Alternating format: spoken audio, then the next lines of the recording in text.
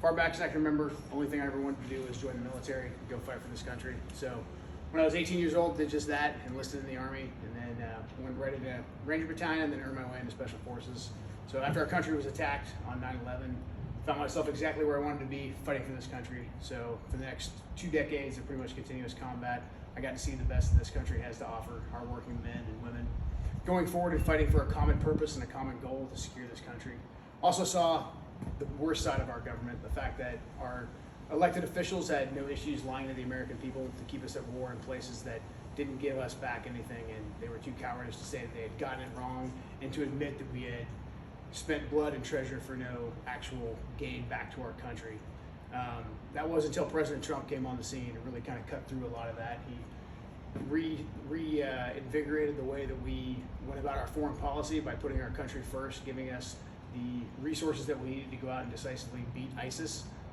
So I decided to stay in the military for the rest of my career, deployed to combat under President Trump another 2 times. It was a night and day difference from than working for Obama or Bush. So I decided to stay in the military for a little bit longer, and then when I retired from the military, I went right into working for the CIA. Intended to stay there for the rest of my career, and make that kind of my second career. That was until my wife, who was also in the military, was killed fighting ISIS in Syria. So my wife was killed at a pretty pivotal time in President Trump's presidency. She was killed about a month after Trump tried to get our troops out of Syria.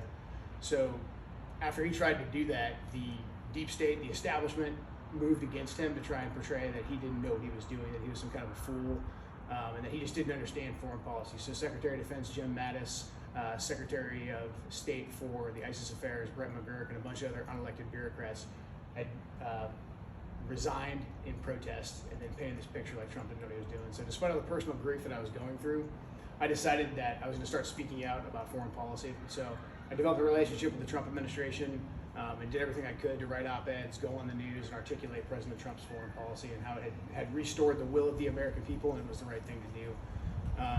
I had a job offer to go work in the second Trump administration in the National Security Council and Department of Defense. Intended to do that until 2020 went the way that it did, and we all saw the mainstream media, big tech, big corporations, and unelected bureaucrats once again move in lockstep to tell us that Joe Biden had won an overwhelming victory. And if we questioned him, that we'd be labeled as insurrectionists or terrorists. So seeing all that, I knew that I wanted to do something, just didn't know exactly what I wanted to do.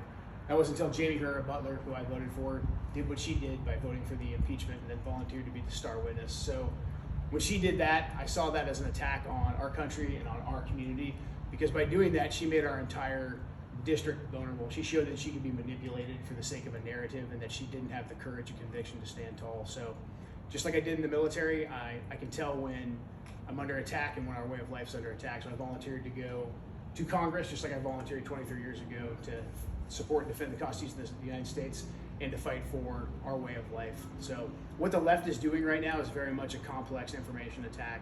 They took control of the culture years and years ago with their slow march through our institutions, through the media, through our universities and education system. They took control of the sense-making organ that our nation has. And they essentially indoctrinated multiple generations to believe radical theories like America was founded on racism, America's inherently racist, and the whole system just needs to be thrown out. So they have that going for them. And then they've also done a really clever job of setting up our economy in a way that it's going to crash and the government's going to have to take control. So COVID gave them the excuse to lock down our economy, take control of our way of life, take control of our jobs, keep our kids out of school, and keep us out of church. So when they took control of the economy and took away our ability to make a living and replaced American ingenuity, American hard work with government dollars, that got them exactly what they wanted. They'd already been moving that way for quite a while, and I think we can see that out here in Skamania County, the way that the government came in and took control of all the federal land, killed off the logging companies, and told a whole generation of Americans that you can't make a living the same way your parents did. You need to leave this small town and go to a big city. You need to go take an exorbitant amount of college debt to get a degree, and then there'll be a nice white-collar job waiting for you. But that turned out to be a lie too, because what the left has done and what the establishment on both sides has done is they've shipped our entire economy overseas. So we don't make anything here anymore in America, and that includes a lot of these high-tech jobs. So a lot of our production, the things that people went to school for, a lot of that high-tech jobs, they've been shipped overseas or they've been replaced with legal immigration. The H-1B visas, the L-1B visas have replaced high-skilled jobs that people were supposed to go into debt for. So we now have this whole entire economy for people that are essentially 40 and younger that runs on the gig economy. You're doing temporary jobs, you're working at restaurants, stuff like that. You're in debt, you can't afford a family, you can't afford to consistently put a roof over your head, so now you need the government. And that's been their plan all along. But what that's done is that's created this massive debt bubble. So our entire economy right now runs on this exorbitant amount of debt. You can see in Joe Biden's plan, because he's going all in full bore. If you added up the amount of money that Joe Biden wants to spend, and he proposed in the last joint session, it's $11 trillion. So that's going to put us in a position where the people that we rely on, the nations we rely on to buy our debt, like China and the Gulf Emirates, they're going to stop doing that because they can see that America no longer produces anything. Our economy's entirely ran off the books being cooked and us continuing to add and spend money that's not real. It's not based on real value. So China sees this and they're going to challenge our status as the prime reserve currency holder. And when they do that, they can cripple our entire economy because the whole world bets on American prosperity. That's why they back up their debt and they back up their fortunes with the US dollar. If China challenges us from that status and takes that away from us, then our entire economy is pretty much going to crumble. It'd be like 2008 on steroids. So the very local issues of us needing jobs here in our community are part and parcel of the overall America First methodology we have to take back to Washington to bring back jobs here, because that's going to strengthen our country, strengthen our economy, get it out of foreign hands, get it out of Chinese hands. Same thing goes for our energy sector. We have to get back into producing energy. We've seen all the gas prices go way up. That affects the price of every single good, right? Every single service we have to use to live our lives. But it's also a national security issue, because the more that we need foreign oil, the more that we have to go to the Middle East in the position of weakness, the more that we have to go to the Middle East and be in these useless military entanglements, and the more we have to deal with Russia, because Russia's economy entirely relies on the petrodollar. So the more scarcity of petro there is in the American market, the more valuable Russian oil becomes. So they can sell it to the Europeans, and then coincidentally, right when we stop producing oil, the Russians start messing around in Crimea and expanding to the east, and now we have to deal with Russia once again. So we have to bring back energy independence.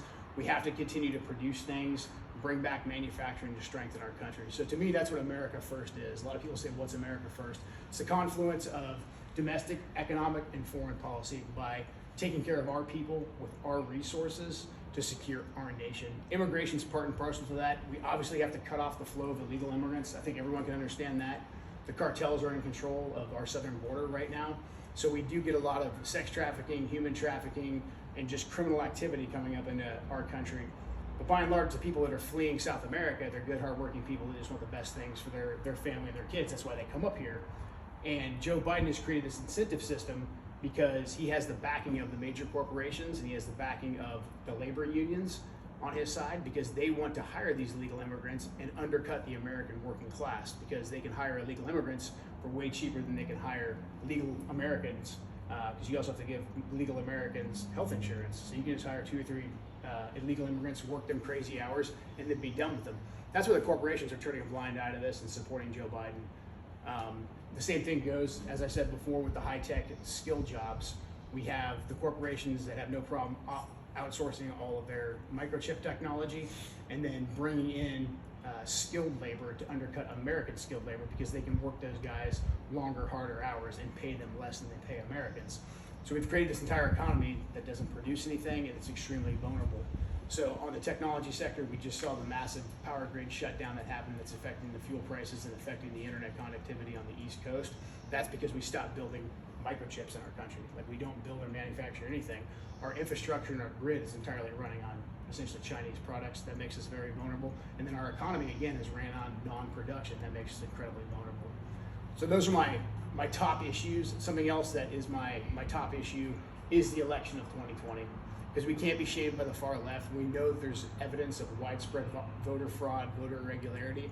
So when I get into Congress, I want to have a full congressional inquiry. I don't think a congressional inquiry is the 100% way that it's supposed to be as far as a check on the election goes, but every other check we were supposed to have on the election, the people that were responsible for that, they caved like cowards and didn't do their jobs. So we actually have to have a full congressional inquiry where we put people under oath, subpoena witnesses, and subpoena evidence, and lay it all out for the American people. The American people And that's going to show everyone in the states all the different fraud that happens, and hopefully then that will motivate patriotic Americans to have their voices heard in their state and demand real voter ID, get the machines out, and hand count the ballots at every level. So those are my top issues. I have many other stances on many other issues. So I consider this to be a job interview. So please ask me any questions that you have. And if you have any disagreements or whatever with any of my policy positions, please let me know, because at the end of the day, the job that I'm interviewing is to represent all of you. So I want this to be a continual dialogue. So thank you guys.